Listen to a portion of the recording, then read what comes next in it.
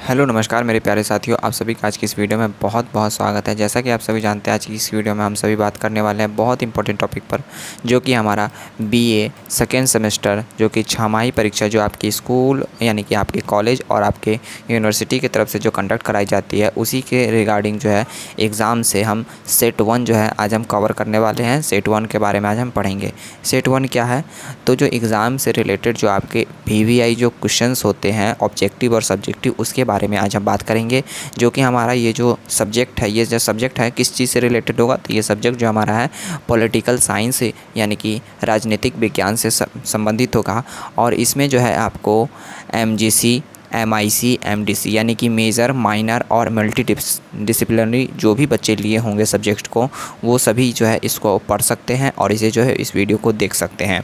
इस वीडियो के माध्यम से जो है आपको ऑब्जेक्टिव और साथ ही साथ जो है सब्जेक्टिव के पीवीआई क्वेश्चंस जो है कराए जाएंगे, जिसके अंतर्गत जो है आपको ऑब्जेक्टिव की बात करें तो 10 आपको ऑब्जेक्टिव क्वेश्चंस और 2 आपको जो है सब्जेक्टिव क्वेश्चन जो कि आपके एग्ज़ाम में सीधे पूछे जाने की 100/100% जो है संभावना देखने को मिल रही है।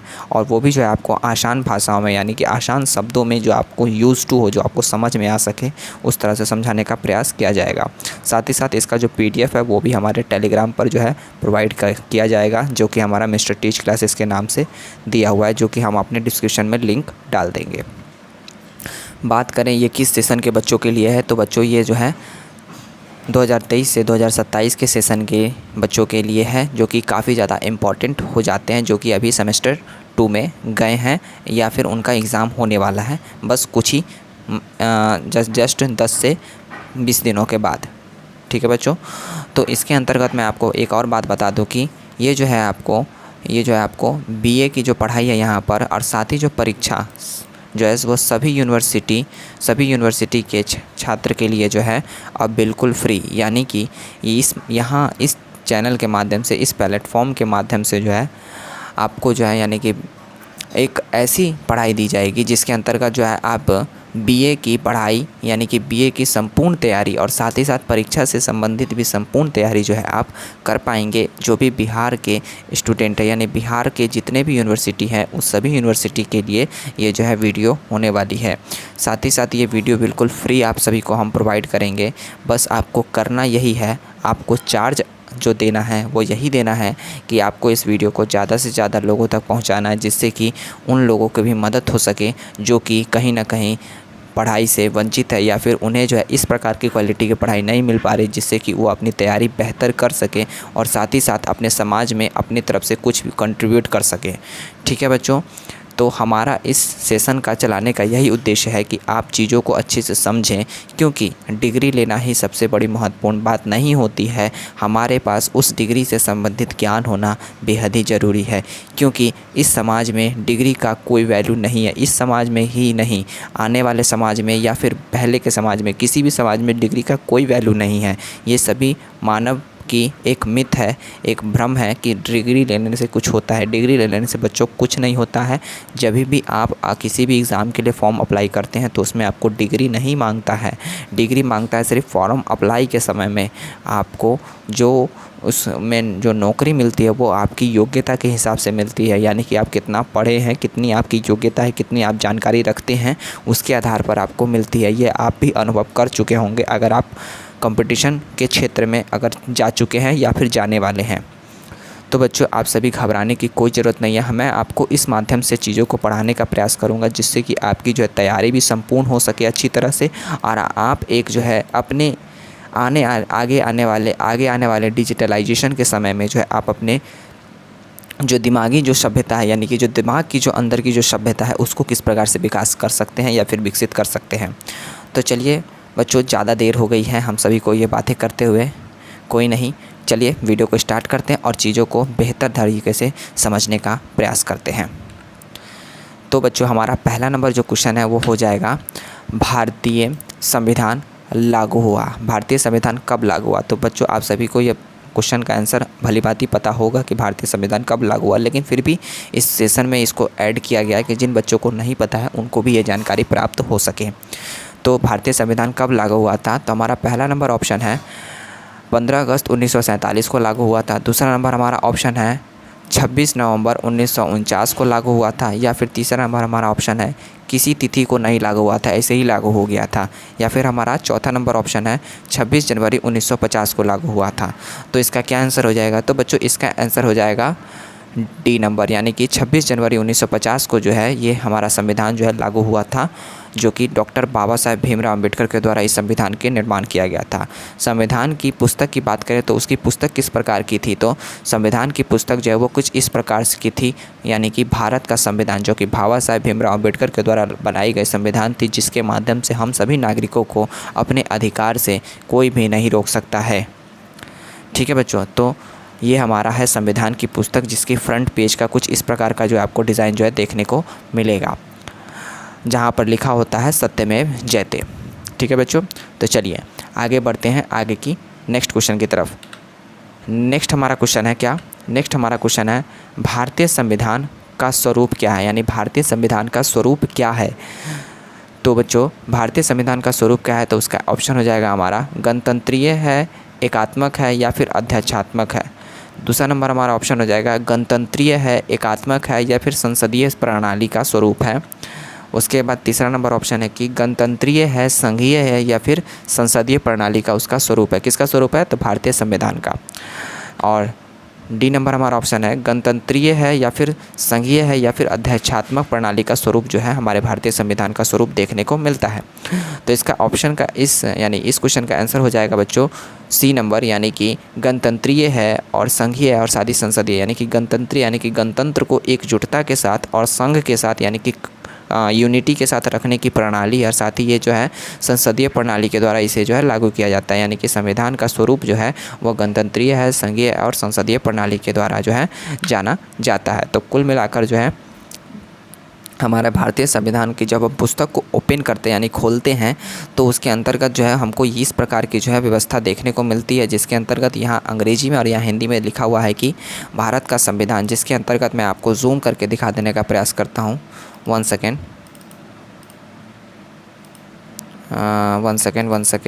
हाँ।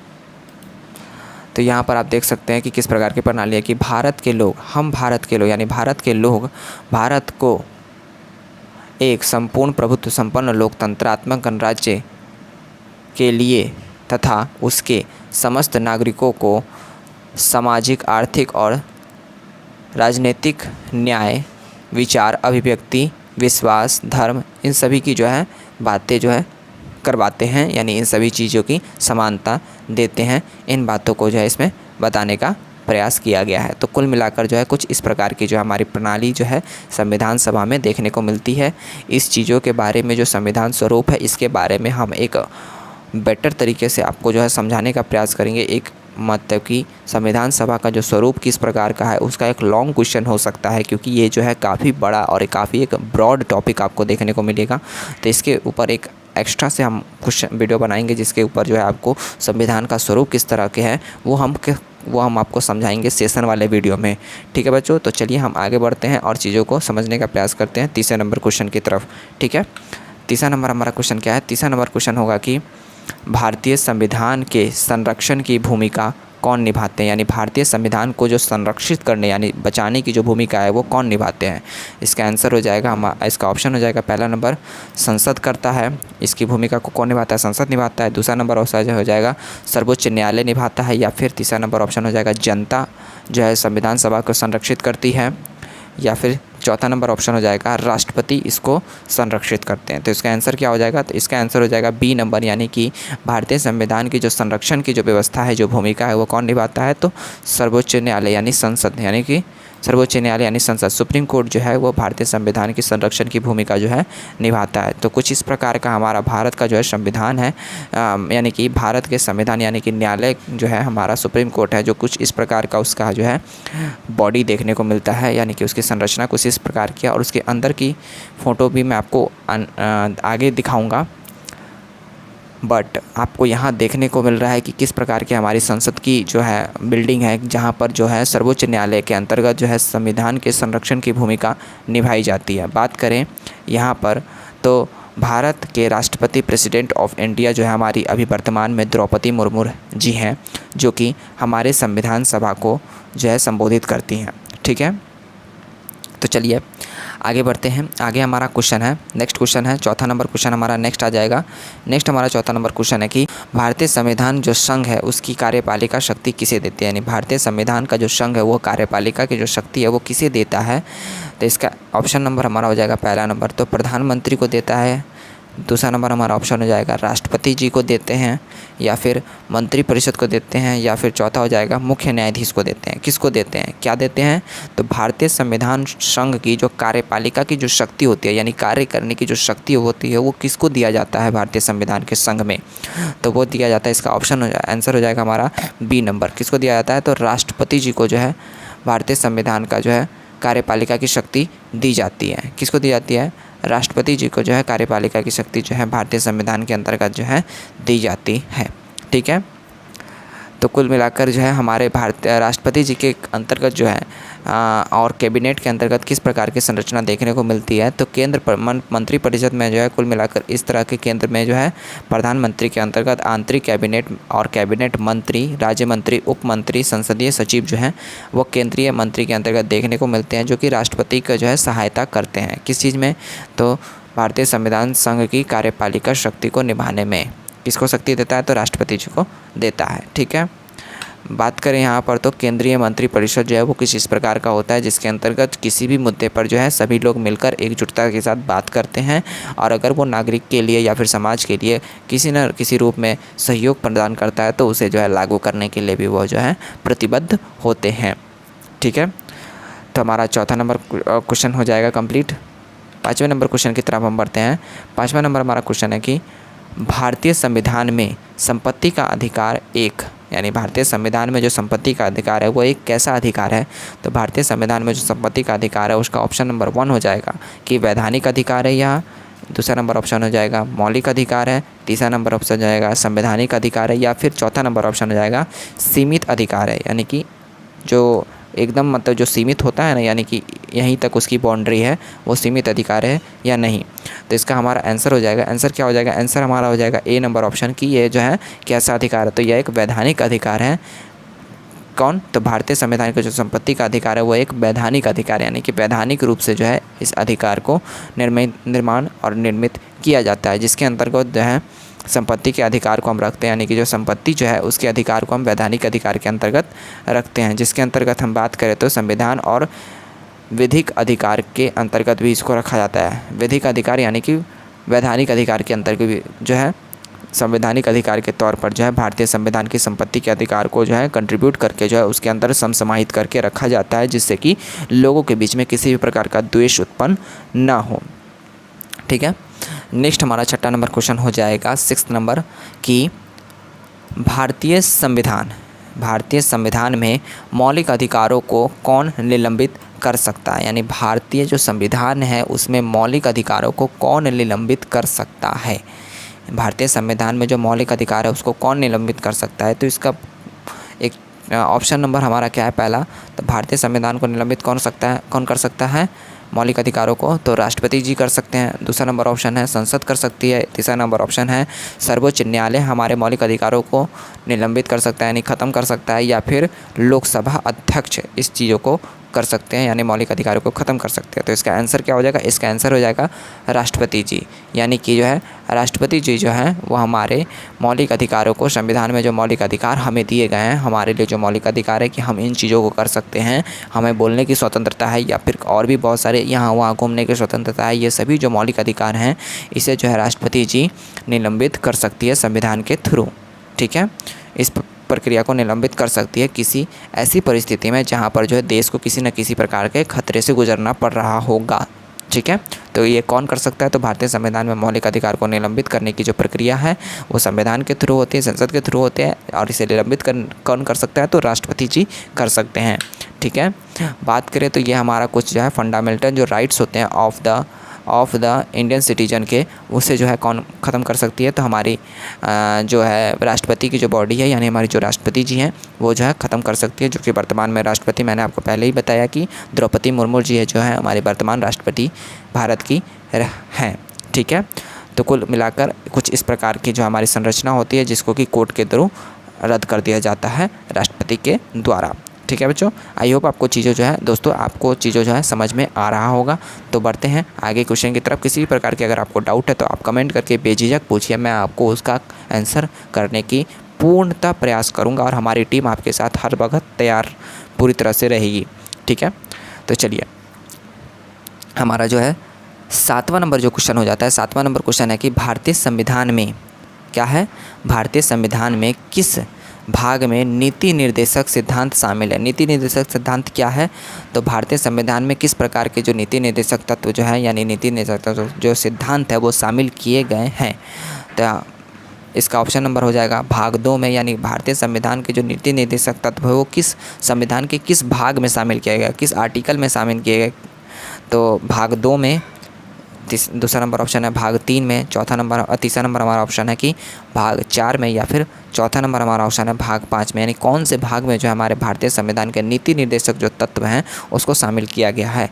तो इसका आंसर जो हो जाएगा भाग 4 में। भाग 4 में जो है हमारे नीति निर्देशक जो सिद्धांत है उसको जो है संविधान सभा में जो है लागू किया गया है, यानी कि शामिल किया गया है, जो कि हमारा कुछ इस प्रकार का कॉन्स्टिट्यूशन है जिसकी कुछ इस प्रकार की पिक्चर्स के माध्यम से मैं आपको बता देना चाहता हूँ। ये हमारे संविधान सभा यानी लाल किला का जो है वो क्या कहते हैं फ़ोटो है, और ये हमारे कॉन्स्टिट्यूशन का बुक है यानी संविधान का बुक है। और बात करें भाग 4 के बारे में, तो राज्य के जो नीति निर्देशक जो सिद्धांत है उसका वर्णन जो है वह भारतीय संविधान के भाग 4 में अनुच्छेद यानी आर्टिकल 36 से लेकर 51 तक जो है वो नीति निर्देशक के जो तत्व हैं उसको जो है शामिल किया जाता है। बात करें भारतीय संविधान में राज्य के जो नीति निर्देशक जो सिद्धांत है वो कहाँ से लाया गया था, तो वो आयरलैंड से संविधान से लिया गया है।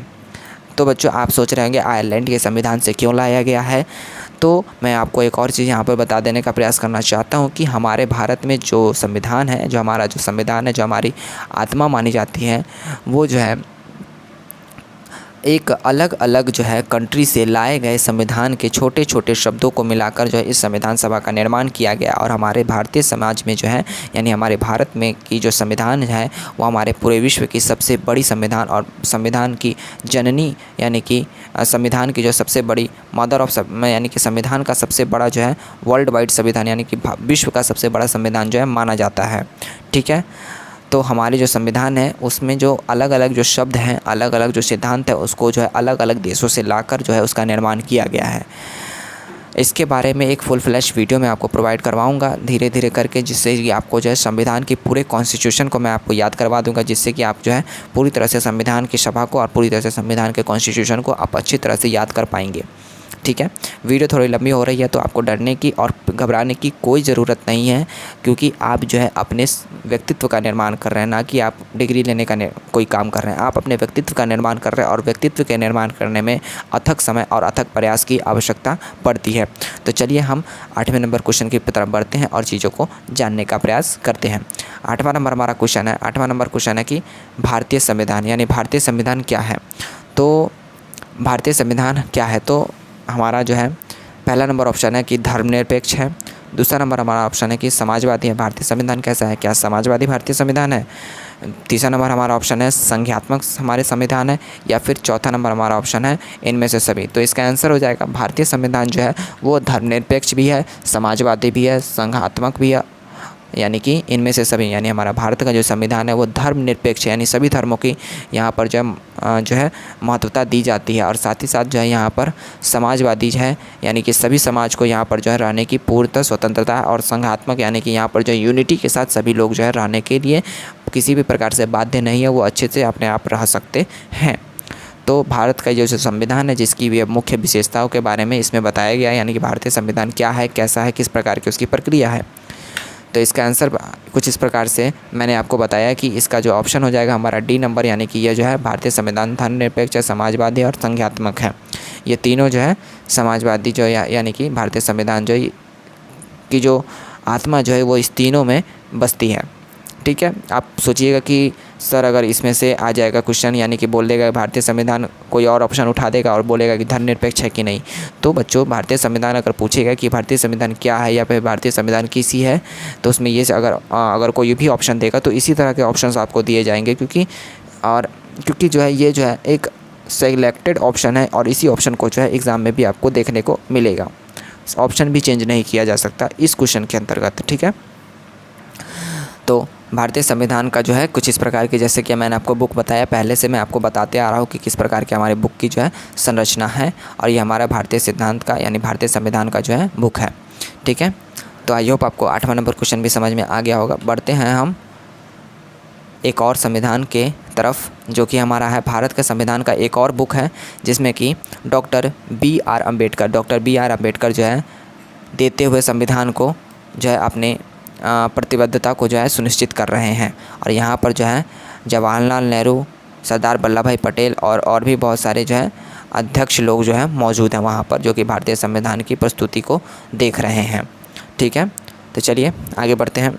आगे हमारा है नेक्स्ट हमारा क्वेश्चन है 9वां नंबर हमारा क्वेश्चन हो जाएगा कि किसको भारतीय संविधान का जनक कहा जाता है, यानी कि किसको जो है भारतीय संविधान का जनक कहा जाता है। तो भारतीय संविधान का जनक किसे कहा जाता है, तो पहला नंबर ऑप्शन हो जाएगा जवाहरलाल नेहरू को कहा जाता है, दूसरा नंबर ऑप्शन हो जाएगा महात्मा गांधी को कहा जाता है, या तीसरा नंबर ऑप्शन हो जाएगा कि डॉक्टर अम्बेडकर जी को कहा जाता है, या फिर चौथा नंबर ऑप्शन हो जाएगा सच्चिदानंद सिन्हा, डॉक्टर सच्चिदानंद सिन्हा को कहा जाता है भारतीय संविधान का जनक।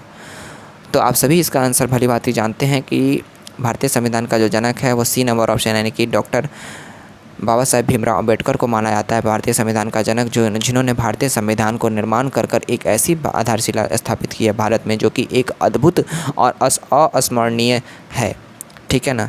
तो ये है हमारे बाबा साहेब भीमराव अम्बेडकर और ये है हमारा संविधान के 4 शीर्ष वाले शेर यानी कि अशोक स्तंभ का एक छोटा सा नमूना, जिसको कि आपको दिखाने का प्रयास किया गया है। और ये अशोक स्तंभ जो है वो कहाँ से लाया गया, तो आपको ये कक्षा 12 में यानी कि 12वीं कक्षा में अगर आप आर्ट्स लिए होंगे तो आपने ये पढ़ा होगा कि अशोक के शासनकाल में जो है अभिलेख जो है वहाँ से और वहाँ के मिले जो कुछ साक्ष्य हैं उससे यह अशोक स्तंभ की जो है निर्माण किया गया था। इसीलिए इसको क्या बोला जाता है, अशोक स्तंभ, यानी कि राजा अशोक के द्वारा बनाए गए स्तंभ को जो है हमारे भारत में लिया गया, यानी हमारे भारत के संविधान में जोड़ा गया, हमारे भारत का प्रतीक बनाया गया। तो वो कौन सा था, वो अशोक स्तंभ था, जो कि अशोक के समय से जो है इसका उद्गृत यानी कि इसे जो है लिया गया, यानी इसे लाया गया है। तो आपने ये चीज़ें जो कहाँ से पढ़ी होगी, तो ये आपने कक्षा 12 अगर आपने आर्ट्स लिया होगा तो आप इस चीज़ों के बारे में जानते होंगे भली बात है। और अगर नहीं भी जानते तो कोई दिक्कत नहीं, आगे आप इसे जो है विस्तार पूर्वक से जानेंगे और मैं आपको बताने का भी प्रयास करूँगा, ठीक है बच्चों। दोस्तों तो बढ़ते हैं आगे हम 10वें नंबर क्वेश्चन की तरफ, जो कि हमारा लास्ट क्वेश्चन होने वाला है ऑब्जेक्टिव में। तो 10वां नंबर हमारा क्वेश्चन हो जाएगा जो कि भारतीय संविधान की प्रस्तावना को प्रस्तुत करता है, यानी कि भारतीय संविधान की प्रस्तावना क्या है और भारतीय संविधान की प्रस्तावना पर किस संविधान का प्रभाव है, यानी कि भारतीय संविधान की जो प्रस्तावना है उस प्रस्तावना पर किस संविधान का या फिर किस संविधान का जो है प्रभाव है।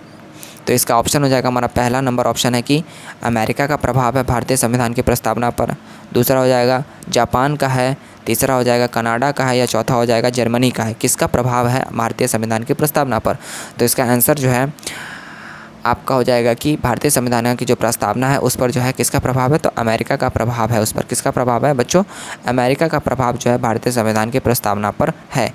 कुल मिलाकर जो है बात करें तो भारतीय संविधान की प्रस्तावना जो है वो जवाहरलाल नेहरू द्वारा बनाए गए उद्देशिका पर आधारित है, यानी भारतीय संविधान की जो प्रस्तावना है वो क्या है, तो भारतीय संविधान की जो प्रस्तावना है वो जवाहरलाल नेहरू द्वारा बनाए गए जो उद्देशिका हैं यानी जो उनका जो उद्देश्य था उस पर आधारित है, जिसे जो है 26 जनवरी 1947 को संविधान सभा द्वारा स्वीकार कर लिया गया। और इसे जो है भारतीय संविधान की आत्मा भी कहा जाता है। क्या कहा जाता है, भारतीय संविधान की आत्मा कहा जाता है। किसको कहा जाता है, प्रस्तावना को, भारतीय संविधान की प्रस्तावना को जो है भारतीय संविधान की आत्मा यानी कि कॉन्स्टिट्यूशन ऑफ जो है कॉन्स्टिट्यूशन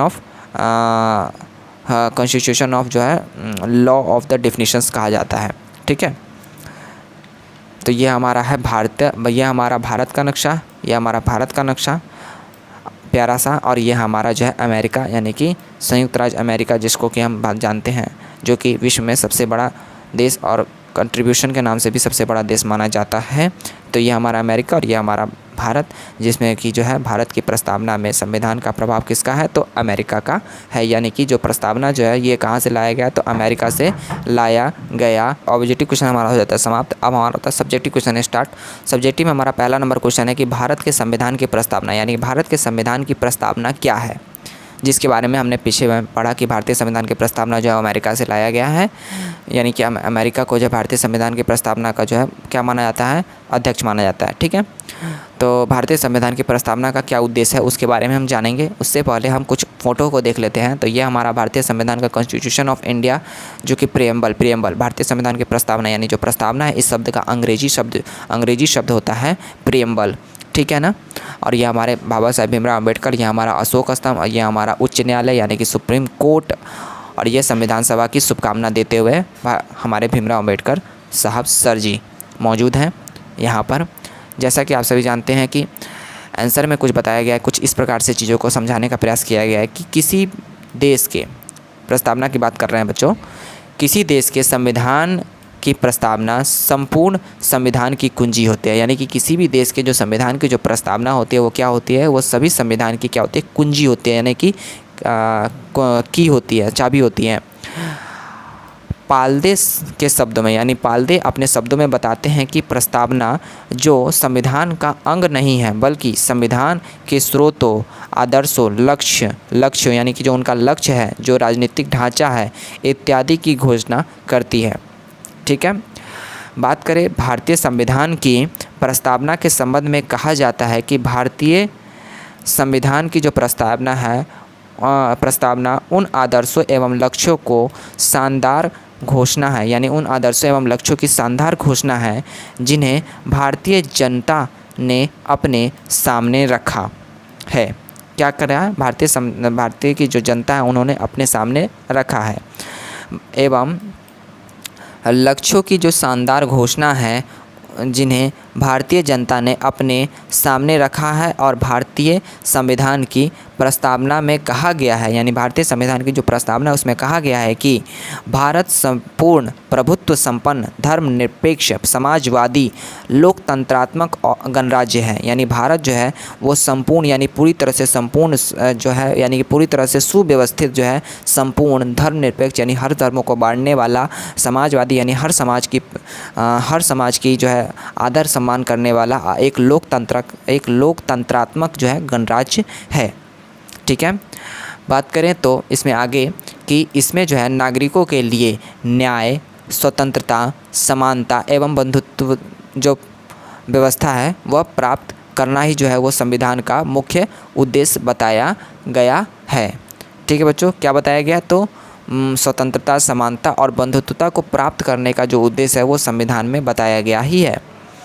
बात करें प्रस्तावना की, तो हम मानते हैं, जैसा कि बताया गया है प्रस्तावना में, कि हम भारत के लोग भारत को एक संपूर्ण प्रभुत्व संपन्न धर्मनिरपेक्ष समाजवादी लोकतंत्रात्मक गणराज्य बनाने के लिए उसके समस्त नागरिकों को सामाजिक, आर्थिक एवं राजनीतिक न्याय, विचार, अभिव्यक्ति, विश्वास, धर्म और उपासना की स्वतंत्रता, प्रतिष्ठा और अवसर की क्षमता यानी कि जो क्षमता यानी जो समानता है उसे प्राप्त कराने के लिए तथा उन सबों में व्यक्तियों की गरिमा और राष्ट्र की एकता एवं अखंडता को सुनिश्चित करने वाली बंधुता को बढ़ाने के लिए दृढ़ संकल्प, यानी कि एक कठोरता से रूप में हम दृढ़ संकल्प होकर अपनी इस संविधान सभा को आज तारीख 26 नवंबर 1949 को इस संविधान सभा को क्या करते हैं, अंगीकृत करते हैं और अधिनियम तथा आत्मसमर्पित करते हैं। तो बच्चों, यह प्रस्तावना से लेकर यहाँ तक ये जो बातें हैं ये क्या है, तो ये हम सभी को मानने वाली बातें। और यह संविधान सभा के जो आप फर्स्ट पेज पलटिएगा उसी पर आपको देखने को मिलेगा। संविधान सभा के अंतर्गत, यानी संविधान की पुस्तक की जब फर्स्ट पेज को पलटिएगा तभी आपको देखने को मिलेगा कि प्रस्तावना के अंतर्गत ये हमारा जो है, जैसे कि क्या बोलते हैं, कोई भी मंत्री अगर शपथ लेता है तो शपथ लेने में क्या बोलता है कि हम भारत को जो है एकदम जो है अच्छी तरह से सुव्यवस्थित रूप से कार्य करेंगे, किसी प्रकार की जो है परेशानी को नहीं उत्पन्न होने देंगे, अगर होती भी है तो उसे हम ठीक करने का प्रयास करेंगे। तो उसी प्रकार से भारतीय संविधान की प्रस्तावना में भी यह बताने का प्रयास किया गया है कि जो उसके अंतर्गत जो है ये जो आपको बातें मैंने आपको बताया कि हम भारत के लोग जो है भारत को संपूर्ण प्रभुत्व संपन्न बनाते हैं, यह जो है भारतीय संविधान की प्रस्तावना में बहुत ही कठोरता के साथ और बहुत ही जो है शालीनता के साथ बताने का प्रयास किया गया है कि हम भारत के लोगों का क्या उद्देश्य है और क्या हमारे कर्तव्य है जिसे कि हमें करना चाहिए। और जब भी ये संविधान जो लागू हुआ था 1949 में जब बनकर तैयार हुआ था और जब 50 में लागू हुआ था, तब ये बातें जो है दोहराई गई थी और यह बातें सभी अध्यक्षों के द्वारा बोली गई थी कि हम जो है अब इस संविधान को अपने समक्ष सद्भाव से जो है इसे हम समर्पित करते हैं और इसे जो हम स्वीकार करते हैं। तो कुल मिलाकर कुछ इस प्रकार से जो है हमारे संविधान की पहले नंबर क्वेश्चन की जो आंसर है भारतीय संविधान की प्रस्तावना, जो कि होता है हमारा बहुत ही अच्छे शब्दों में कंप्लीट। तो चलिए बच्चों, आई होप आपको चीज़ें समझ में आ रही होंगी। बढ़ते हैं हम दूसरे नंबर क्वेश्चन की तरफ। दूसरा नंबर हमारा क्वेश्चन क्या है? दूसरा नंबर हमारा क्वेश्चन है भारतीय संविधान की विशेषता, यानी भारतीय संविधान की क्या विशेषता, यानी भारत का जो हमारा संविधान है उसकी विशेषता क्या है, क्या खासियत है भारतीय संविधान की विशेषता की। ये काफ़ी ज़्यादा जो है कंट्रोवर्शियल टॉपिक हो जाता है। तो चलिए हम पढ़ते हैं भारतीय संविधान की क्या विशेषता है। तो भारतीय संविधान की विशेषता की बात करें तो देख सकते हैं यहाँ पर सभी लोग एकजुटता से अपने कार्य को निभाते हैं और भारतीय के झंडे को लेकर कह रहे हैं कि हम भारत के लोग हैं, भारत को मतलब कि सबसे अच्छा मानते हैं। और ये हमारा भारत का संविधान का बुक जो कि आप शुरू से ही देखते आ रहे हैं। तो पढ़ते हैं इसके क्वेश्चन की तरफ, इसके क्वेश्चन के आंसर की तरफ कि किस प्रकार की इसकी विशेषता है।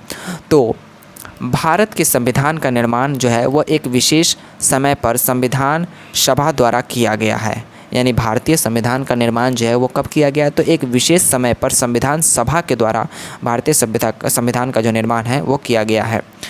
यह मूल रूप से एक लिखित संविधान है, यानी मूल रूप से एक जो है लिखित संविधान है जो कि डॉक्टर जेनिंग्स ने इसे जो है विश्व का सर्वाधिक व्यापक संविधान भी कहा है। यानी डॉक्टर जेनिंग्स कहते हैं कि भारत का जो संविधान है यह विश्व रूप से काफ़ी ज़्यादा जो है व्यापक माना जाता है। इसमें बात करें अनुच्छेदों की तो जो इसमें जो है 395 जो है अनुच्छेद हैं और विभिन्न देशों को मिलाता है। यानी कि इसमें जो है 395 अनुच्छेद की जो संख्या है वो देखने को मिलती है। और अगर बात करें विभिन्न देशों की तो विभिन्न देशों को जो है ये मिलाने का काम करता है। एवं एलवी कामथ ने इसकी विशालता के संबंध में कहा था कि हम इस बात पर गर्व करते हैं, हमें इस बात का गर्व है कि हमारा जो संविधान है वो विश्व का सबसे विशालकाय संविधानों में से है।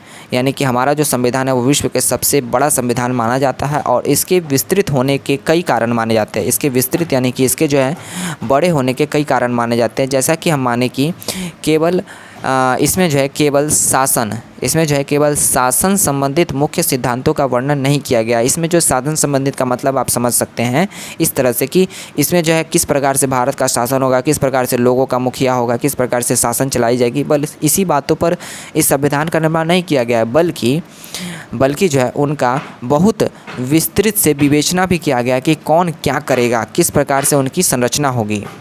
ठीक है ना। अब बात करें केंद्रीय सरकार के ढांचे की, यानी केंद्रीय सरकार का ढांचा किस प्रकार का है, तो केंद्रीय सरकार के ढांचा के साथ ही राज्य सरकार के ढांचों का भी वर्णन हम देखते हैं। यानी केंद्र सरकार की जो ढांचा की बात करें तो केंद्र सरकार के ढांचा के साथ ही जो है हम राज्य सरकार के भी ढांचा को देखने का प्रयास करते हैं, जिसमें कि हमको बताया जाता है कि मौलिक अधिकारों के साथ ही राज्य के जो नीति निर्देशक तत्व हैं उसका भी इसमें समावेश देखने को मिलता है, जो कि हमने आपको बताया था आर्टिकल 36 से लेकर आर्टिकल 65 तक भाग 4 में जो है इसका उल्लेख किया गया है कि हमारे नीति निर्देशक तत्व जो है वह क्या है।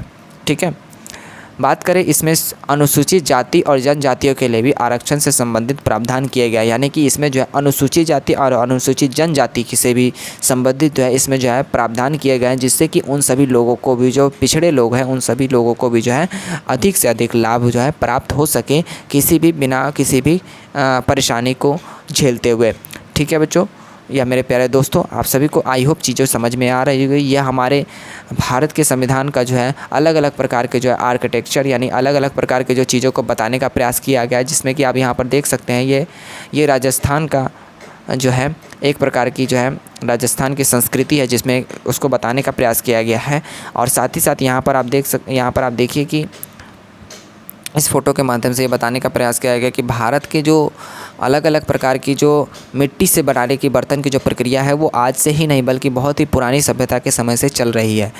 और इस फ़ोटो के माध्यम से बताने का प्रयास किया गया है। जैसे कि आप सभी भली बातें समझ रहे होंगे, लेकिन फिर भी मैं आपको बता देता हूँ, जो बच्चे इस चीज़ों को नहीं समझ पा रहे हैं, ये जो हाथ का जो पॉइंट है ये हमको बताने का प्रयास किया गया है कि हम सभी एक हैं, हम सभी एकजुटता के साथ अपने चीज़ों को करने के लिए एकबद्ध रूप से जो है कार्य कर रहे हैं और हमेशा करते रहेंगे। और इस भारत के नक्शे में आप देख सकते हैं कि किस प्रकार से जो है चीज़ों को बताने का जो है प्रयास किया गया है कि इसमें जो है अलग अलग धर्म है, अलग अलग संस्कृति है, अलग अलग जो है सभी चीज़ों को जो है दर्शाकर चीज़ों को बताने का प्रयास किया गया है कि हम सभी भारत के लोग भारत को एक संपूर्ण प्रभुत्व संपन्न राष्ट्र बनाने में जो है अपनी पूरी तरह से भूमिका प्रदान करने के लिए एकबद्ध रूप से समर्थित है। तो बच्चों, आई होप जो है आपको इस वीडियो से कुछ ना कुछ ज़रूर सीखने को मिला होगा। तो बच्चों, मिलते हैं नेक्स्ट वीडियो में, तब तक के लिए जय हिंद।